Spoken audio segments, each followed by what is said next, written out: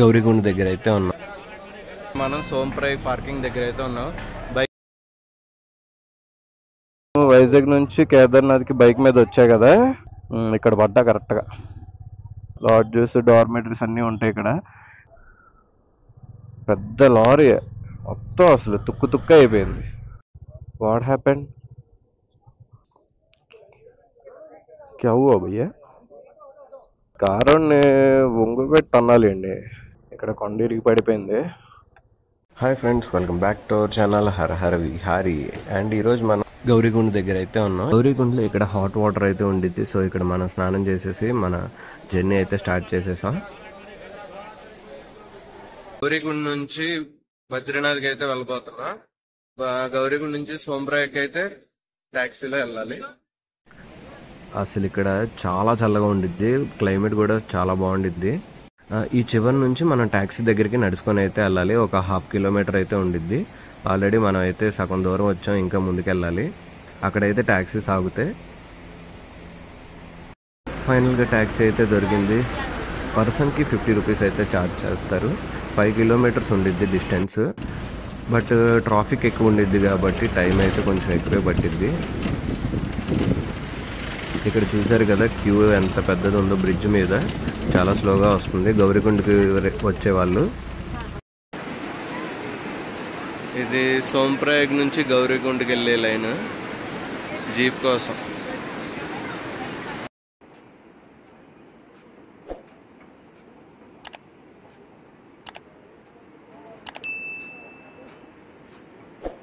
Hi friends, ఇప్పుడు మనం సోంప్రాయ్ parking దగ్గర అయితే ఉన్నాం.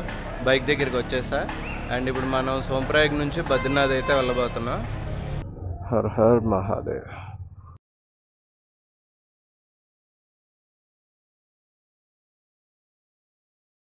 పార్కింగ్ కాస్ట్ వచ్చి రోజుకి 100 రూపీస్ అంట. ఇక్కడ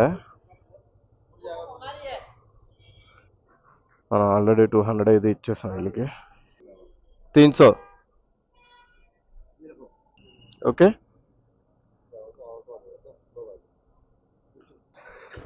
మొత్తం మనకి సోంప్రాయ్లో పార్కింగ్ అయితే 500 రూపీస్ అయింది. ఫస్ట్ పార్కింగ్ చేసిన రోజు అయితే 2 డేస్కి పే చేయించుకున్నారు 200. కౌంట్ చేస్తే యాక్చువల్గా 6 అయ్యిద్ది. మరి అంటే ఈరోజు నైట్తోలే కాబట్టి ఇంకా 300 అయితే తీసుకున్నారు.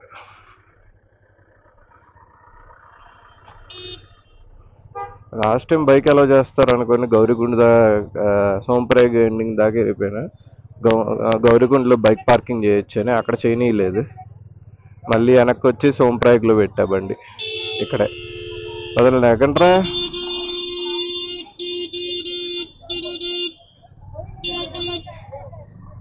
సైడ్ అవ్వట్లేదు అస్సలు. చాలా పెద్దది ఇది సోంప్రాయ్ పార్కింగ్ మాత్రం. డాడీ ఇటువైపు ఉన్నారు. డాడీని పికప్ చేసుకొని మళ్ళీ బ్యాక్కి వెళ్ళాలి. ఓం నమ శివాయ, హర్ హర్ మహాదేవ్. ఇంకా సోంప్రాయ్ నుంచి స్టార్ట్ అయిపోయాం. ఇప్పుడు దాకా సోంప్రాయ్కి అయితే లైన్ చాలా ఎక్కువైతే ఉంది. ఇంకా చూసారు కదా ఎలా వస్తున్నారు. చాలా క్రౌడ్ ఉంది కానీ పర్లా, తొందరగానే మూవ్ అయిపోతున్నారు. ఇదిగోండి పార్కింగ్ చూడండి ఎంత పెద్దదో. కార్లు కూడా అంతే, పైన ఫ్లోర్ వైజ్ ఉంటాయి. ఫ్లోర్లో పార్క్ చేసుకోవడమే. బైక్ ఎక్కడే పెట్టా 5 డేస్, దెబ్బకి దుమ్ము దుమ్ము మట్టి మట్టి అయిపోయింది. లాస్ట్ టైం వైజాగ్ నుంచి కేదార్నాథ్కి బైక్ మీద వచ్చా కదా, దేవుడి దయ వల్ల ఎప్పుడు బైక్ పంచర్ అవ్వలేదు, ఎక్కడ పడలేదు, అంతా బాగానే ఉంది. మరి దిష్టికి ఏదో ఒకటి చిన్నది అవ్వాలిగా. కరెక్ట్గా బండి ఇక్కడే ఇలా తీసి వచ్చాను. అప్పుడు వర్షం పడింది, బురద బురదగా ఉంది. సడన్గా ముసలోడు అడ్డొచ్చాడు.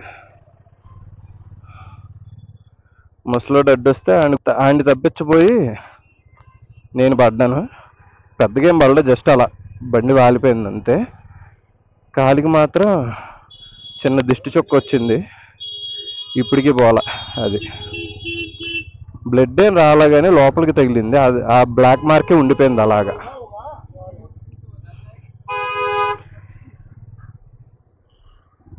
బైక్స్ మీద వెళ్తే పర్లాగానే, ఇంక దేని మీద వెళ్ళినా సరే చాలా టూ మచ్ ట్రాఫిక్. నాకు తెలిసి 1 డే పట్టిద్దేమో ఈజీగా. ఇక్కడ పడ్డా కరెక్ట్గా. చూసారుగా ఎలా ఉందో రోడ్డు. నడుచుకొని వెళ్ళిపోతున్నట్టున్నారు సీతాపూర్ దాకా.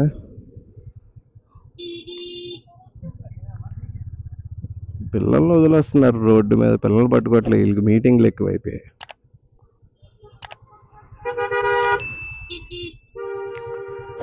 ఇదేముంది ట్రాఫిక్, ఇంకొంచెం ముందుకెళ్తే ఉండిద్ది, కిలోమీటర్లు వ్యాన్లు ఆగిపోతాయి. బైక్ మీద కాబట్టి చక్కగా వచ్చాం.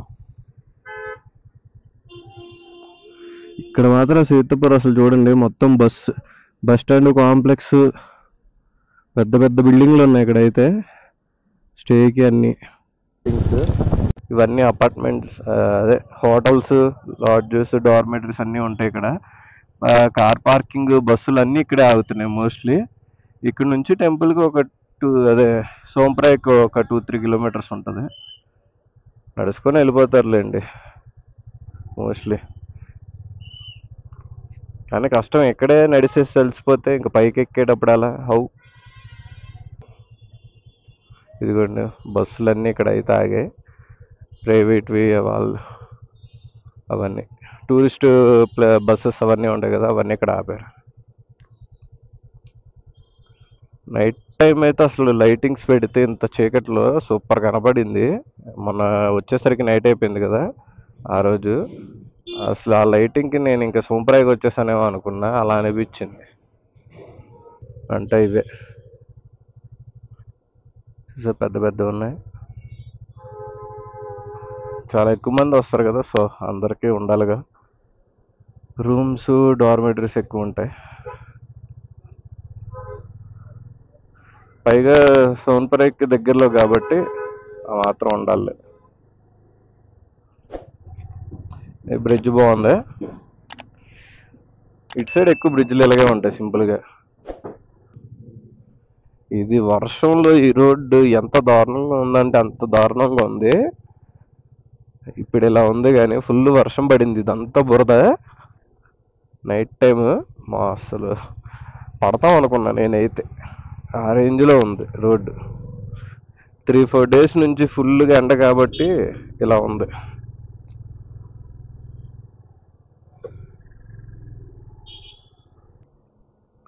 ఎవరికైనా హిల్ స్టేషన్స్ అంటే ఇష్టం ఉన్న వాళ్ళకి మాత్రం బైక్ మీద కేదార్నాథ్ రైడ్ సోంప్రాయ్ వరకు అసలు డే టైంలో వస్తే కనుక సూపర్ ఉండిద్ది, బాగా ఎంజాయ్ చేస్తారు ఆ వ్యూస్ అవన్నీ. నైట్ వస్తే ఇంకెలాగే ఏం కనపడదులే, కానీ ఎర్లీ మార్నింగ్ రిషికేష్ నుంచి స్టార్ట్ అయితే ఇక్కడికి వచ్చేసరికి ఆఫ్టర్నూన్ అలా అయ్యిద్ది, బాగుండిద్ది. ఈ రూట్ ఒకటి బాగుండిద్ది, కొండ పక్క మీదకి వచ్చినట్టు. ఇటంతా అసలు లోయ, అసలు కింద కూడా కనబడట్లా, అంత లోతుంది. నాలా హైట్స్ అంటే భయం ఉన్న వాళ్ళకి మాత్రం జిగ్ నాకు భయమే కానీ అస్సలు కాంప్రమైజ్ అవ్వను. ఏది భయం అయితే ముందు అదే చేసేయాలి. అదిగో సిమెంట్ కలిపే లారీ కింద పడిపోయి పీస్ అయిపోయింది.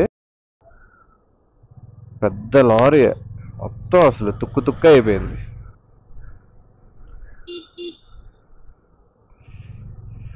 అసలు ఈ రోడ్డు అంతా అసలు ఎంత బాగుండిద్ది అంటే అంత బాగుంటుంది. రిషికేష్ నుంచి మొత్తం ఘాటి, మీరు బద్రీనాథ్, యమునోత్రి, గంగోత్రి, కేదార్నాథ్ ఎట్టి వెళ్ళాలన్నా సరే అసలు మొత్తం ఘాటియే. ఎటు వెళ్ళాలన్నా సరే 200 కిలోమీటర్స్ ఉండిద్ది ఘాటి. బైక్స్ మీద వెళ్తే సూపర్ ఉండిద్ది, ఎంజాయ్ చేయొచ్చు. కానీ కొంచెం రిస్కీ కూడా, ఎందుకంటే ఈ బస్సు, ఈ వ్యాన్లు, లోకల్ ఉంటారు కదా, చాలా ర్యాష్ డ్రైవింగ్ చేస్తారు ఈ యాత్రికులు ఎక్కించుకున్న వాళ్ళవి. చూసుకొని జాగ్రత్తగా వెళ్ళడమే. మరి ఇంకా మీదకి వచ్చేస్తారు ఉండి.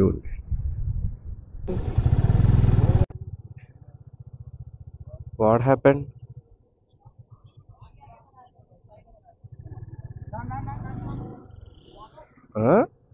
ఇన్ని తాళ్ళు కట్టారు.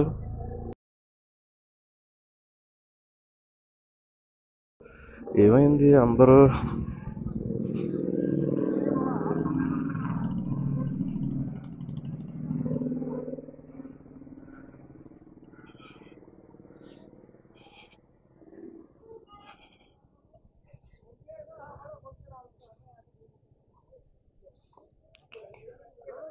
क्या हुआ भैया?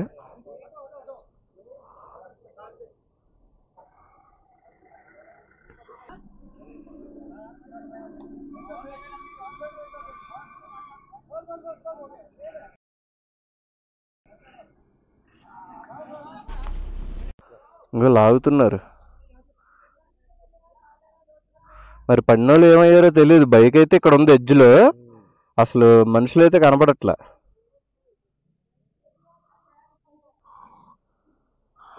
అందరు లాగారులే. ప్లాటినం బైక్ అది, ఎడ్జ్లో ఉంది. అసలు కొండ కూడా అది ఎలా ఉందంటే నిట్టారుగా ఇంకా ఇంత స్ట్రైట్గా ఉంది కొండ.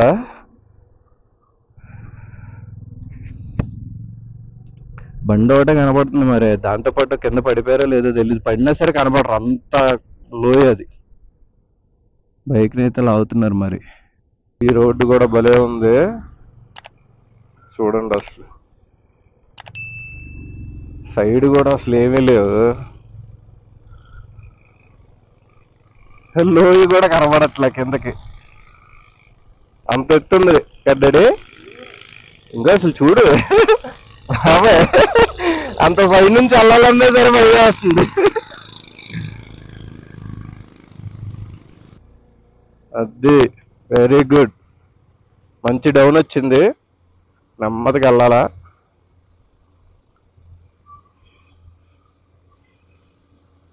ఈ రోడ్డు దాడితే మళ్ళీ ఇంకెలాంటివి అయితే రావు. ఇక్కడ నుంచి వెనక్కి మంచు కొండలు కనపడతాయి, కానీ ఇప్పుడు మనం చూసే సిచ్యువేషన్లో లేవు.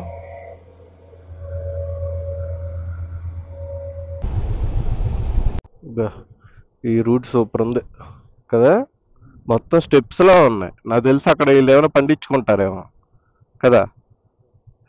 ఇంకా అసలు కొండ కింద నుంచి వెళ్తున్నట్టుంది రోడ్డు కూడా.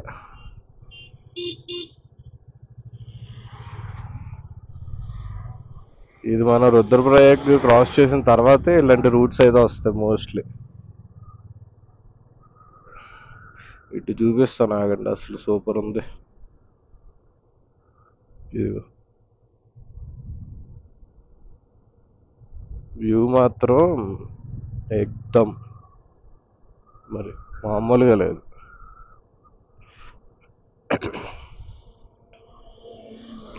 మొన్న నైట్ వచ్చినప్పుడు చీకటి పడిపోయింది, అందుకే నాకు తెలిసి అంత కనబడలే. కానీ దాని తోడు వర్షం, బ్యాగ్ అంతా తడిసిపోయి అసలు పిచ్చి పిచ్చి అయిపోయాయి. కాకపోతే ఇంకా నాది బ్యాగ్ వాటర్ ప్రూఫ్ అయి ఉండి బతికిపోయాను, లోపలికి వాటర్ వెళ్ళలా. లేకపోతే మరి అస్సామే. ఇక్కడే బండి ఆపాం కదా నైట్, కరెక్ట్ ఇక్కడికి వచ్చాం, వర్షం స్టార్ట్. ఇంతసేపు నైట్ రైడ్ చేసాం ఆ రోజు. బైక్ మీద వస్తే ఇదే ప్లస్ పాయింట్, సైడ్ నుంచి వెళ్ళిపోవచ్చు. కార్లు అయితే అలా అయిపోతాయి. అబ్బా, వీడిది ఎవరిదో ఫ్రంట్ టైర్ సైడ్ ఎడ్జ్లో ఉంది, జస్ట్ మిస్. దిగితే మరి ఇంకా ఎక్కదు కార్ మళ్ళీ. ఎందుకు ఈరోజు ట్రాఫిక్ తక్కువ ఉంది, అసలు వెహికల్సే లేవు. లేకపోతే అసలు కిలోమీటర్లు వెహికల్స్ ఆగిపోయి ఉంటాయి. ఎందుకంటే 31st వరకు ఆఫ్లైన్ రిజిస్ట్రేషన్ కూడా ఆపేశారు. ఆన్లైన్లో కూడా స్లాట్స్ లేవు, ఆల్రెడీ బుక్ చేసుకున్నాలే కదా. సో మేబీ దానివల్ల క్రౌడ్ తక్కువ ఉన్నట్టుంది. లేకపోతే అసలు ఇలా ఉండవు రోడ్లు, ఫుల్ రష్, ఫుల్ ట్రాఫిక్. అసలు కారుని వంగుపెట్టి అన్నాలండి. హార్న్ కొడుతుంటే వెనక్కి రివర్స్ చేసుకొని బండి ఎక్కిచ్చేస్తాడు. మా ఫ్రంట్ టైర్ మీదకి ఎక్కింది అడిది కారు.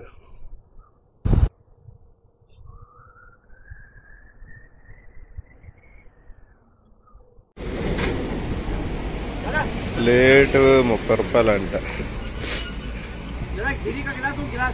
గ్లాస్ నీ సార్ ఐస్ బరా బేబీ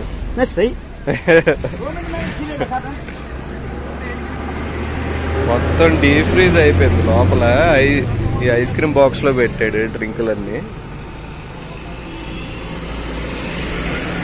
స్ప్రైట్ ఉందా అంటే లేదన్నాడు. చూస్తే స్ప్రైట్ ఉంది, అది తీసా. మళ్ళీ దీని పేరేంటని అడుగుతున్నాడు.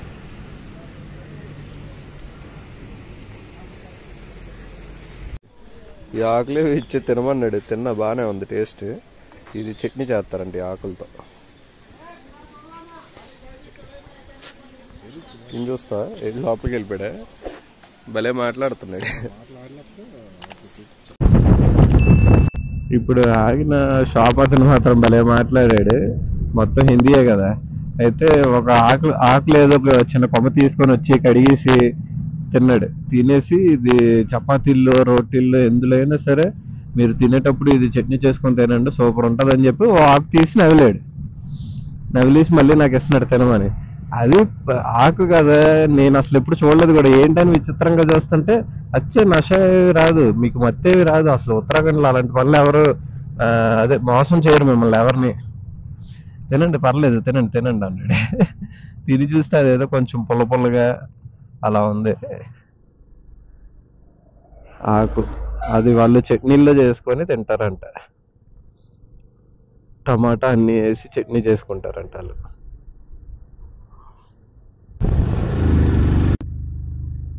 ఇక్కడ చిన్న చిన్న బ్రిడ్జిలు బాగా కట్టారు. ఎవరిది ఫ్లాగ్ పట్టుకొని నిన్న మనం ట్రెక్కింగ్ చేసుకొని దిగుతున్నప్పుడు వీళ్ళు కలిశారు. ఇక్కడ నుంచి కేరళ టు కాశ్మీర్ అంట. వీళ్ళు కేరళ వాళ్ళు. ఫ్యాషన్ అనుకుంటా బైక్.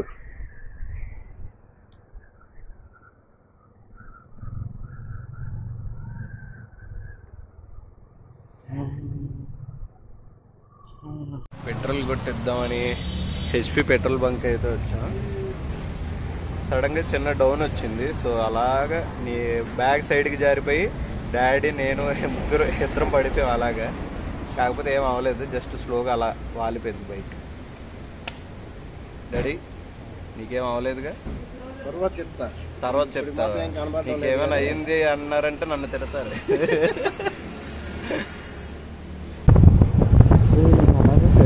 కట్ చేస్తుండగా డౌన్ ఉంది ఒక సైడ్.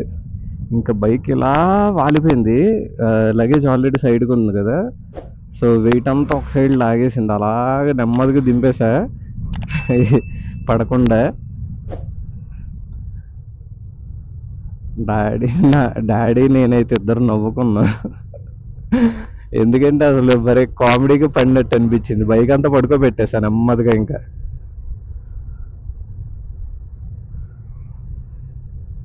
ఏమైనా తగిలే డాడీ చెప్పంటే నైట్కి చెప్తాను. ఇక్కడ కొండ ఇరిగి పడిపోయింది, క్లీన్ చేసినట్టున్నారు రోడ్డు మీద. రుద్రప్రయాగ్ దగ్గరలో ఇలా పడుతూ ఉంటాయి ఎక్కువ. కొండల పైనుంచి కొండల కిందకైతే వచ్చాం రైడ్ చేసుకొని. మళ్ళీ అలాగ బద్రీనాథ్ టెంపుల్కి దగ్గరికి వచ్చేసరికి మళ్ళీ అలాగే ఉంటుంది రూటు. ఇక్కడ ప్రజెంట్ రుద్రప్రయాగ్ దగ్గర ఉన్నాం కాబట్టి అలా ఉంది. స్వరంగం చూడు ఎంత ఉందో. ఇప్పుడు ఈ రుద్రప్రయాగ్ దగ్గర అయితే ఉన్నాం. రుద్రప్రయాగ్ దగ్గర మందాకిని రివర్ అండ్ అలాగే అలకనంద రివర్ అయితే కలుస్తూ ఉంటుంది. ఇదిగోండి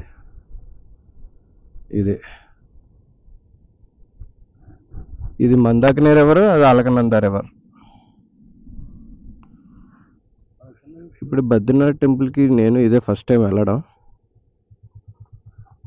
ఇప్పుడు ఏంటి మనం స్వరంగంలో నుంచి వెళ్తున్నాం. Oh my God.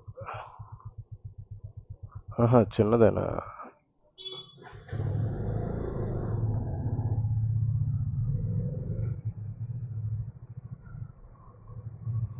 చిన్న స్వరంగం, బాగుంది. ఇంకా కొత్తగా కడుతున్నట్టున్నారు.